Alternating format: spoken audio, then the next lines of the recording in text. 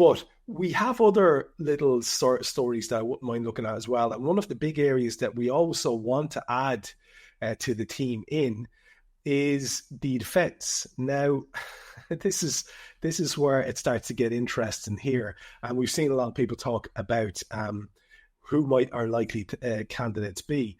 And I just want to see what you make of this. I think this is it. Yeah.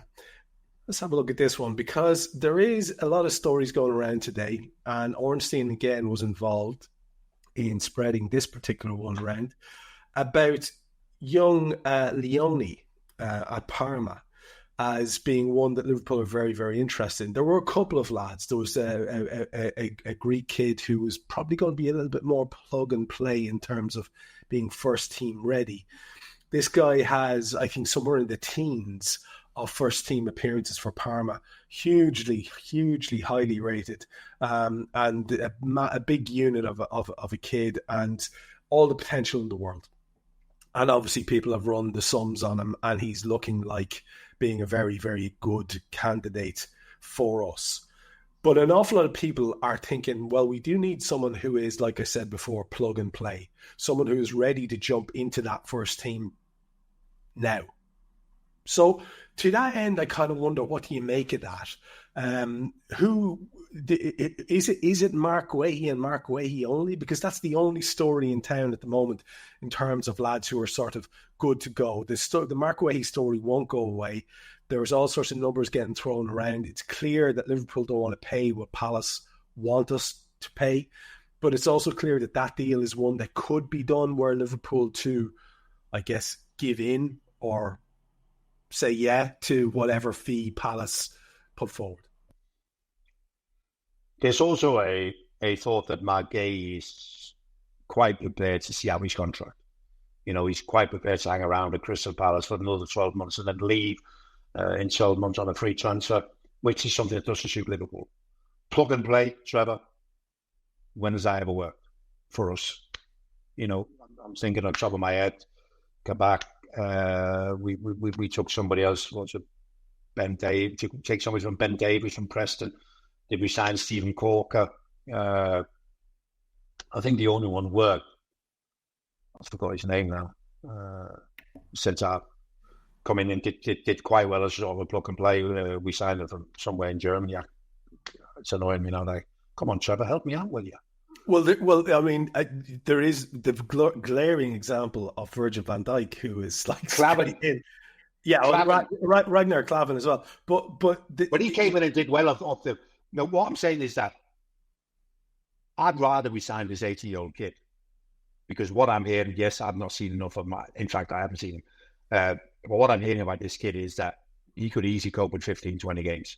You know, he's at that level, isn't it? So I'd rather we signed him and go for it, you know, instead of trying to find. Mark Guehi's interesting. He's a really, really good player, but what have we... I spoke to the Crystal Palace people at the cup final in May, and they said he has to go. You know, he's got 12 months left of his contract. We cannot afford to let that type of money walk out the club. So I think that's the difference between trying to sign Isak or Guehi, is that Palace are quite prepared to play ball.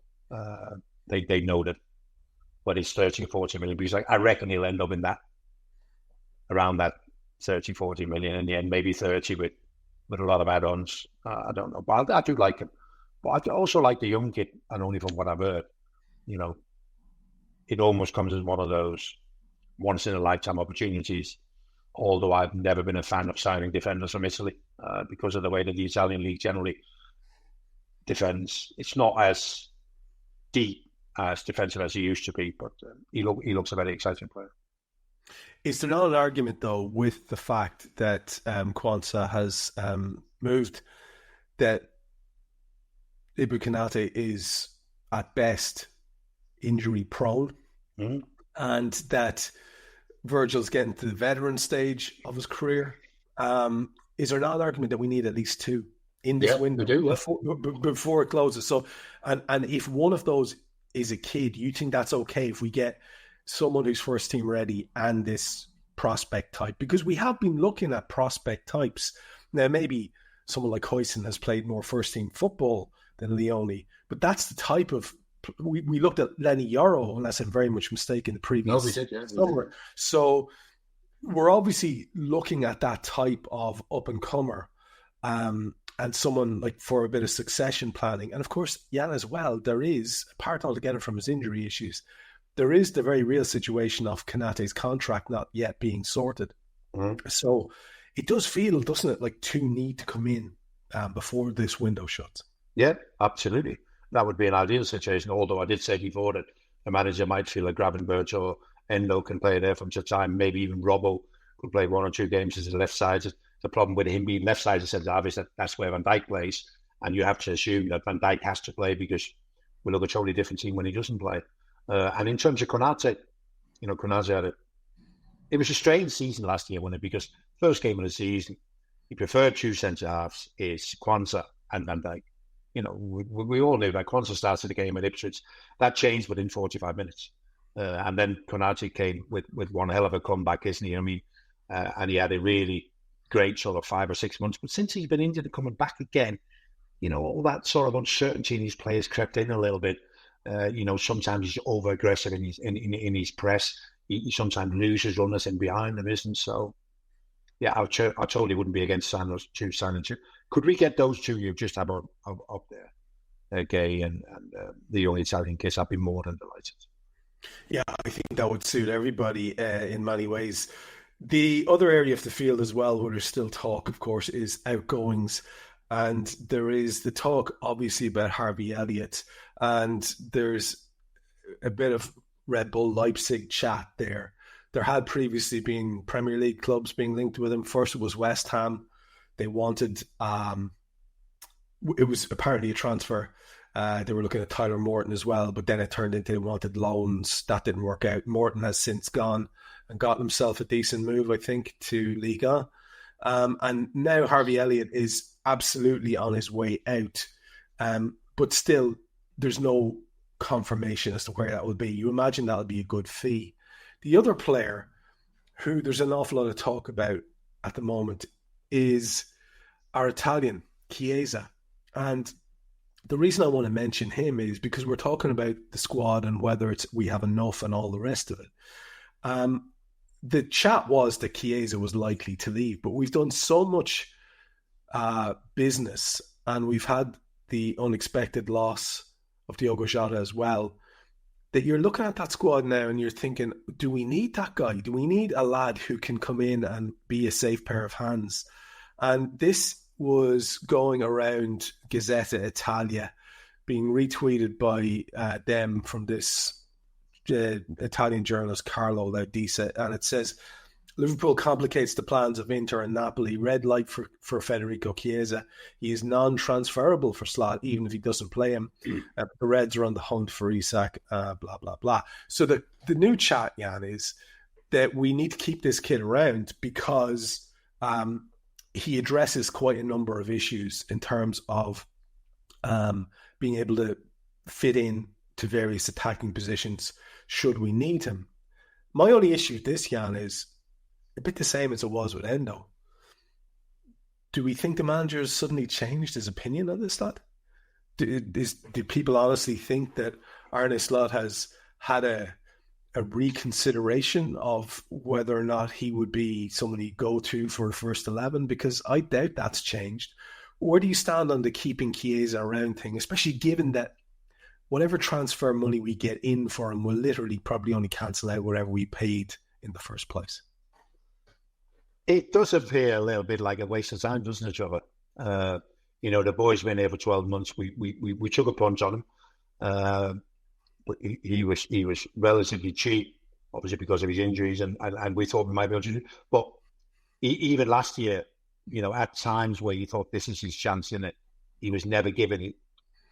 And I don't know whether that's the right word or not, because people talk about the manager never gave him a chance. Well, the manager sees him every day in training, and if he doesn't feel he's up to scratch in training, he's not going to play him in games, is it? So I do find it strange that all of a sudden we feel that we might need to keep hold of him. Maybe that has something to do with and Gomorrah, I mentioned before, and also Ben Doak, who they might just feel is Doug might not quite be up to it in terms of ability, and the other kid is maybe a little bit too young, and so we might have to hold on to him until we sign somebody else. And that somebody else might just be somebody again, Trevor. 19, 20, 21. You mentioned a boy from France as a Fofana. It might be somebody like that we go and have a punt at. Yeah, it feels very up in the air, which is kind of frustrating to be talking like this on a show like this, where we're looking forward so much to seeing all these new talents. Let's focus on the positives of where we are and what the business that has been done. And we got a good look at Hugo Ekitike, I think, in particular, at the weekend in the Community Shield. We could see what Florian Wirtz is going to be for the team. There was a weird thing that I wanted to ask you about in terms of the balance of the team, and I think it was actually a balance issue, in that the way we were currently configured. I think everyone thought it was a very exciting team, with our two new fullbacks in situ, our two strongest centre halves, Ali back, who nobody expected to start that game, a midfield which was the compromised area of the team in terms of first choice. We know Mack is working his way back to fitness, and he may not be right for the start of the season. Gravenberch can't start the first game, so there's going to be compromise in that area regardless. But the attack was quite interesting, and when you have Szoboszlai there, and you also have Florian Wirtz, and you have Mo Salah, and you have Hugo Ekitike, and Cody Gakpo was the veteran from the squad who managed to keep his place there as well. No real surprise given the outgoings that we've had. It looked a little bit as if whatever way the configuration of the team was to go through Wirtz, ironically ended up sort of freezing out Mo Salah a bit in a way that we were looking at previously and thinking, that's not good. We need to get that guy on the ball. But there was so much exciting stuff happening on the far flank that it kind of made up for it. What was your take on that and the way? Do you think that's a teething issue, Jan? Do you think that will work itself out? Yeah, I briefly mentioned before, Trev, and obviously you've got to be careful what you say, isn't it? But, the fact that we signed for him because he was available, and now we've got to try and fit him into the team. And you don't just fit somebody like Wirtz into the team. He has to be the main guy. He's the conductor, isn't he? So I'm never convinced that great teams have so many players who need to be the main conductor. They have a very clear way of playing, and they go through, bang, bang, bang. This is what you do, isn't it? So I think that Florian Wirtz so far, I found it a little difficult to be who he wants to be. He wants more responsibility. He wants to be able to float across the front line and get more on the ball, isn't it? Because Liverpool, he walked into a team who had a very settled way of playing, the way that we play. But it looks now like we're going to play different. So my first question is, how do we play with the fullbacks? So if we look last year, we didn't have flying, overlapping fullbacks. We had, when Trent played, inverted, and Robbo kind of stayed behind and almost became a third centre half. So how are we going to play with these two now? Because if you look at the stats last year, Kirkus, he's the only player in the league who did more than 100 overlaps and 100 underlaps. So we kind of know what his game is. And Frimpong is the same, isn't it? Last year we got used to Mo Salah being a really sort of wide attacker, spending an awful lot of time on the touchline, and he became like almost a playmaker from that position, hence all his assists and that. So Frimpong is getting in the way a little, isn't it? Because of the way he plays. His natural instinct is to want to get up there and use his pace, because his pace is his strength, isn't it? And then you got the problem in midfield. I always think that the one thing that will make our midfield better overnight is McAllister being fit. You stick him back in that midfield, and the way he works things out will make us a better fit, isn't it? And Ekitike, really, Trevor, couldn't have done any more than what he's done. I've been really impressed with him. There's a clear way of how he wants to play. I often hear this phrase when you talk about positional intelligence. Get more from the position that you play. And I've been really impressed with Ekitike in the way that he maximizes his role with and without the ball. He runs away to give other people space. I think he's done really well. Florian Wirtz at the moment is the one who's finding it a little bit difficult to find that role, because he wants to do it all, because he's capable of doing it all, isn't But the midfield is going to be really, really interesting. You know, how you set it up, because obviously Florian Wirtz and two others, and how that works out. You know, you would think that would be Maka and Gravenberch, and I think you can sense that with Dominic pre-season. I think he knows that he might be under a bit of pressure.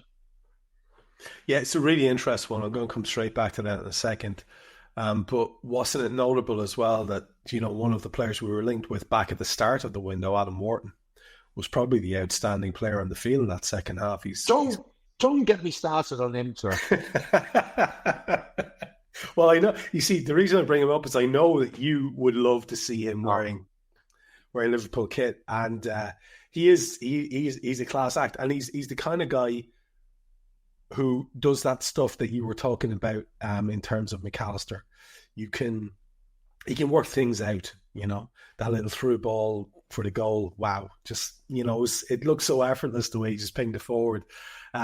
It's funny, isn't it? It's the one area of the team that we're not going to be doing much change to, it seems, in this window. And it brings us back to the point you were making. There's some people, Jan, would say that it's not really possible for us to configure a Liverpool midfield without Dom Szoboszlai. And the reason they will say that is that because nobody can replicate the work rate there in terms of the stuff that people don't really notice, the covering runs, closing down passing lanes, the energy levels. What he did last year, Trevor, because Mo Salah had a different role. You know, whereas in Klopp's team, everybody worked, you know, up and down. Arne Slot said, listen, I want to save the energy a bit, Mo. So you have a different role. And that was then Dom's role to do most defensive work, isn't it? Hence the reason you find it difficult to see a team without him, because who else can cover that ground at that speed? Sorry to interrupt. No, that's exactly where I'm going with this. Because when you do start to try to configure it, you can see how if Gravenberch is absolutely on his game, the Gravenberch and Mac sort of pivot in the middle might work really, really well. But I think, as we discovered and as we spoke about over the course of the show last year, Gravenberch started fantastically in that Premier League winning campaign. But there is an aspect of his performances towards the end of the season that people didn't want to talk about. It got a bit lazy, the assessments of Gravenberch. Like, he's a wonderful player, but he wasn't able to maintain that standard throughout because it's not really his game yet. You see, that's what people weren't really getting. He was adapting to that role. And I think people were quite lazy in assuming that now we have the perfect six. I didn't believe that for a second. I don't think you did either. No, I didn't. I mean, I almost felt at some stages that will we be able to win the league with him as a six? But the good thing was he didn't really play as a six, did he? He was more on the team for other qualities that he brought. You know, that ability to play through the middle, to change play. Which, you know, Fabinho and people before him didn't have that ability, but he did, which was very important in terms of the way that we wanted to progress up the field. So again, we start with a slight worry in that position.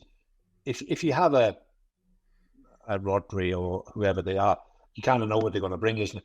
But you're relying on Gravenberch to really play well. Is he capable of finding that first 6 months from last season? I hope he is.